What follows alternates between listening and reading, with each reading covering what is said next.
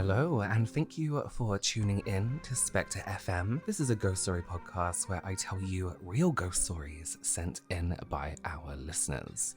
I'm your host, Robert Welsh, and if you want to send us your ghost stories, you can send them to SpecterFMStories@gmail.com. You can send us audio recordings of you telling the story if you want to, or just simply send just your regular old email. It is a really rainy, grey, miserable day here today, which is perfect for me. I love that weather, and perfect for telling ghost stories. So let's get into our first story, and this is called The Movie Theatre Incident.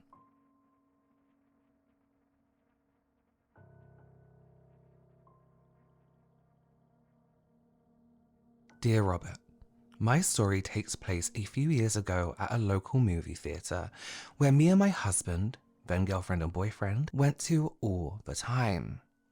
However, one movie date was much spookier than all the others, and to this day we still can't explain it.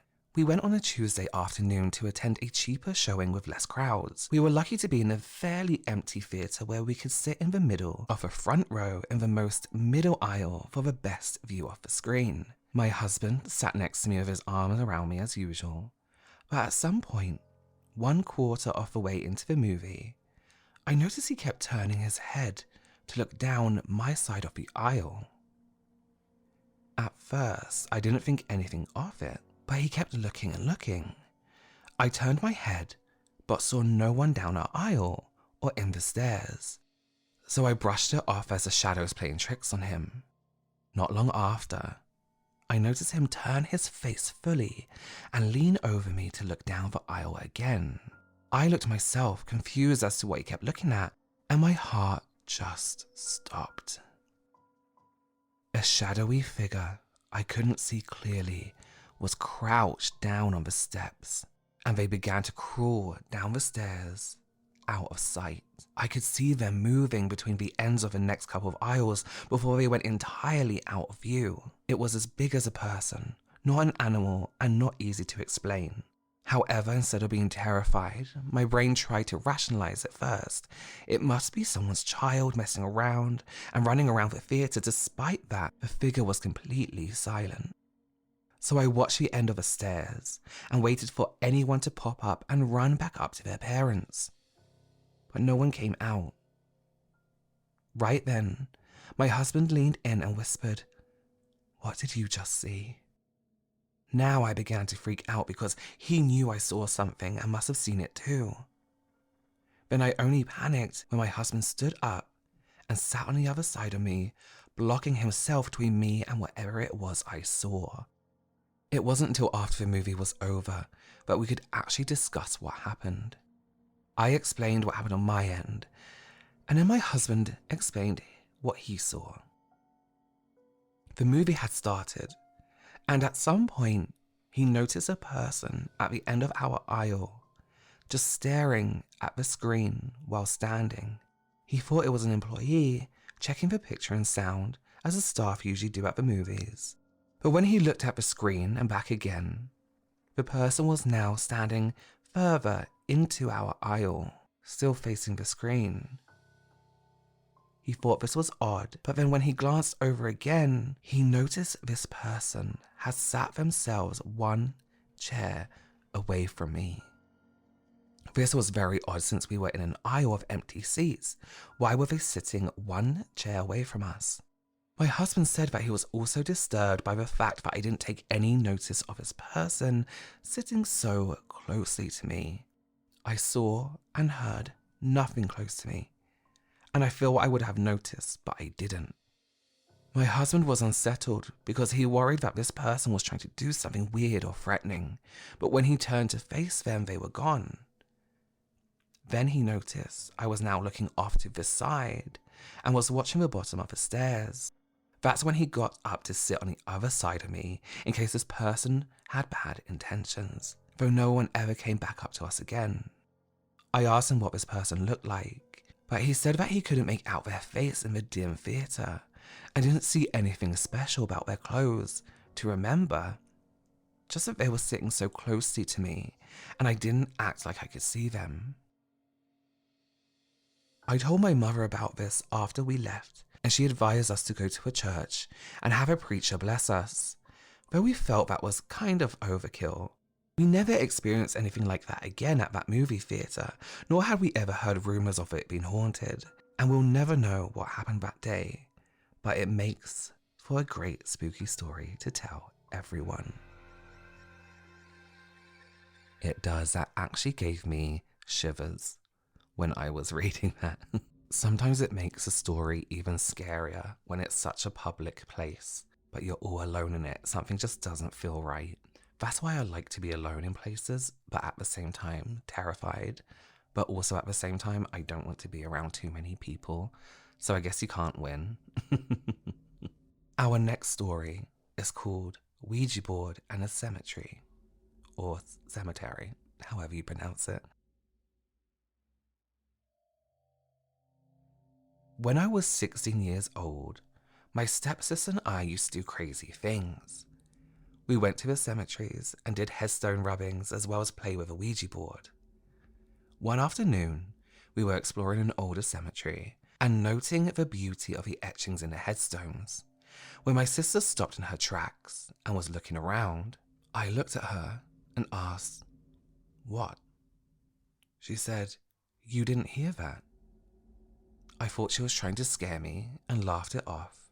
I continued forward and left her standing there, not wanting to fall for one of her tricks. I came across a beautiful sculpture and reached in my backpack to get a sketch pad. As I did, I felt a tug on my arm. Thinking it was my sister, I turned and no one was there. I scanned the area and couldn't find my sister. I called her name several times and nothing. I grabbed my backpack and took to looking for her. I walked back towards the front where I had left her, and she was sitting on a small bench crying. When I walked over to her and touched her shoulder, she immediately stopped crying and just gave me the strangest look. She said she had no idea why she was crying or how she even made it to the bench. Being curious girls, she took my backpack and pulled out the Ouija board. I sat beside her and placed my fingertips on the pointer, as did my sister. Immediately, it began to move before we even asked a question. Although a bit spooked, we waited as it spelled out a name, Amanda. There was a long pause, and then my sister said, "Hello, Amanda. What do you need from me?" Instantly, the pointer began spelling, "Find my dad." My sister and I were both so shocked we lifted our hands immediately and just looked at each other. We looked around and there was no one else we could see in the cemetery. My sister convinced me to place my hands back on the pointer. As soon as I did, it began moving. "Go back." My sister asked Amanda, "Go back where?" The pointer moved and stopped right in front of me. My sister looked at me and asked where I was before I found her. We picked up our things and walked back to where I was. It was the beautiful sculpture. It sat atop a small pedestal surrounded by leaves. My sister bent down and brushed away the leaves. "Amanda." Again, I felt that tug on my arm. I turned and no one was there. Then my sister turned the same way and then looked at me and asked if I had tugged on her arm. I replied no, but the same thing had happened to me. Remembering the phrase from Amanda, "Find my dad," we started walking slowly in the direction we were tugged, looking all around. We didn't see anyone, but we continued walking in that direction. I was starting to get a bit nervous, and I turned to my sister when I see her be shoved. She gasped and I dropped my backpack. As I bent down to pick it up so we could just get the hell out of there, I noticed a plastic card on the ground. It was kind of weathered and dirty, but I picked it up. As I turned it over, it was a picture of a man and a little girl. Of course, I could only guess it was Amanda and her dad. My sister and I carefully cleaned it up and placed it on Amanda's pedestal. My sister started crying and hugged me As I went to hug her back, she suddenly stopped crying and had a puzzled look. My sister doesn't remember crying or hugging me, and she said she didn't feel anything bad, but she just couldn't remember those blips of time. I guess we were just in the right place at the right time, and I guess I was hugged by a grateful ghost of a little girl. I hope you liked my encounter. I have others I will send to you as well. Sincerely, Samantha. Thank you so much for sending that story in. And yes, please do send me any other stories you have. I would love, love, love to read those. Aren't ghost children just the worst? Possessing people's bodies, making them cry, you know? Like, reach out for help, but don't make a big deal out of it. Let's have ourselves an audio story. And this is called How Did I Get on the Floor? Hi Robert. Okay, so this story happened when I was a baby in the Philippines. So I was born there, my family's from there, before we moved to England in the early 2000s. And for a good number, a small number of months after I was born, we lived in my dad's family home, and we shared the house with one of my dad's older aunt, like not older aunts, my dad's older sister, my aunt. And just a bit of backstory in the house. It's from everyone in the home, like who have lived there, visited there, has always said that it has this really weird presence, and the air is always heavy in that home. And my dad would always tell me that it started when he was younger, because his older sister, the one that we lived there with at the time, really enjoyed playing with Ouija boards, which it's creepy. My aunt is very superstitious, and she loved playing with those things when she was younger, apparently. Yeah, we'd always have people saying that they've seen some shadows just casually like roaming around the house or in the corner of their eye, just standing there. But yeah, so carrying on, don't want to drag on too much. When I was a baby, my parents left me to sleep in the cot in the living room, and the Philippines can get quite hot, so they moved the cot to the living room because there was much more open space and much more, flowing air in there. And yeah, they left me on the cot to sleep. My parents were both in the kitchen trying to cook food. And, after some time, my dad was like, oh, I'll go check up on Carla, because just to see if I was okay and all of that. And when he got to the living room, he saw me asleep on the floor. And my dad called my mum over, and he was very freaked out because obviously they left me in the cot. There was no one else in the house at that time. And they were both wondering, how did I get to the floor? And how they didn't hear anything. I didn't cry. I didn't make any wailing sounds, considering I was, only a baby. That was one of the weirdest things that happened when I was a newborn.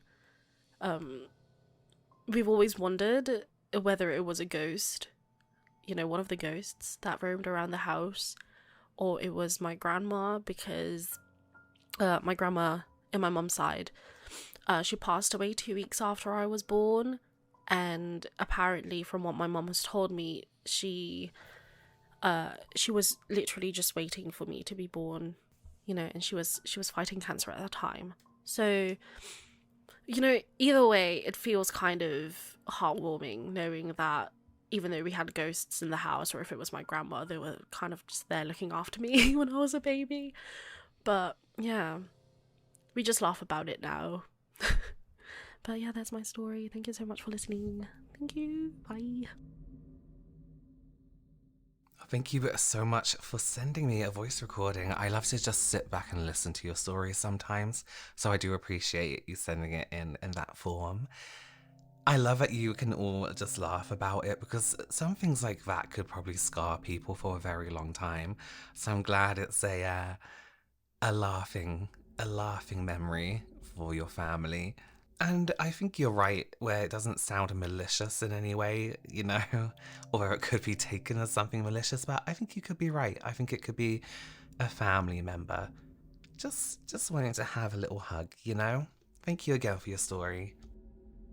Okay, our final story today is called house clearance. So my mum is a medium and a spiritualist and does house clearances once in a while, and I don't normally go with her, but this time I decided to. Now, I don't have as strong as a gift as she does, but I can still see and hear them. We got picked up by a woman's boyfriend. I didn't know his name, but he drove really fast down the streets and scared me a bit, so I wondered what we were walking into.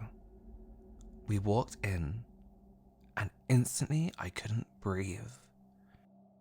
I felt like I had someone sat on my chest.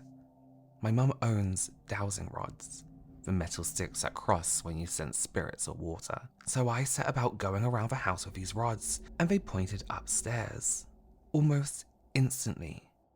So we went up, and in the room closest to us, there was these hand ornaments, like those ones that people make out of clay, kind of. So the rods pointed directly at those two ornaments. The woman, by the way, didn't even know where they were from. She got them given to her, so I reckon they may have been from a charity shop, which I don't mind. I love a charity shop.